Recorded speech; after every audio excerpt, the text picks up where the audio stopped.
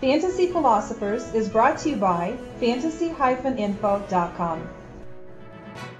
The hour is late on Kris Brown, as his career with the Houston Texans may come to an end this summer after he missed 11 field goal attempts last year, and he missed a few crushing game enders that really didn't get the job done for his team, that could have won games or at least tied games to get him into overtime and maybe win the game this last season. And they really were only one win away. I believe they were 9-7. They win one of those games and they're in the playoffs for the first time in franchise history. Because of this, the team brought in Neil Rackers this summer and this spring, and it's likely again that Brown won't probably make the team this year, because really in all reality, it's hard to trust a guy after he missed some of those kicks that really he should not have missed. Some of them may have been from a distance, but really you gotta nail those ones home to give your team that edge, and when you're consistently missing those key kicks. And again, he missed 11 of his 32 conversions. That's just not getting it done for any team. And really, I think a lot of teams, and especially, again with Brown, I believe, if I'm not mistaken,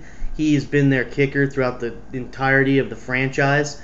He's the only kicker they've ever had, so probably in all respect to him, they kept him on the team throughout last season, and they've given him an opportunity to probably win the job this year. But as long as Neil Rackers is healthy and kicking good, Brown, I would expect anyway, that he would get released off of this team, or something to that effect. But his fantasy value right now is nothing unless they do end up holding on to him and do get rid of Rackers off of the team. Then on this team you're going to have some opportunities as a kicker, but Brown even then has got to be doing better in his conversion. So no matter what, I wouldn't expect you to go out and draft this guy. No way, no how, even if he is the clear-cut starting guy and there's no competition by the time we get into August, because he's got to prove that he's back as a kicker. But if we do go throughout the season and he's on this team, and then again, I also want to say that if he does get released by the Texans, a lot of veterans like this, look at Shane Grant. He got, let go with the Bengals, but it looks like he's probably going to be with the Ravens. So we'll keep our eyes out to see if Kris does in fact get released from the Texans,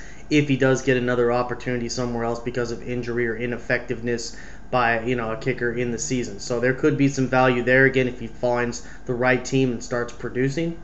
But until that time, don't go with Brown. And even if he does make the team, I wouldn't go with Brown until we start seeing him produce in the season, and maybe get him on the waiver wire. For more fantasy football information, go to fantasy-info.com and sign up for our free e-newsletter. Good luck in your 2010 Fantasy Football League. As an added bonus, the Fantasy Info guys will include their 5 secret tips for success in fantasy football.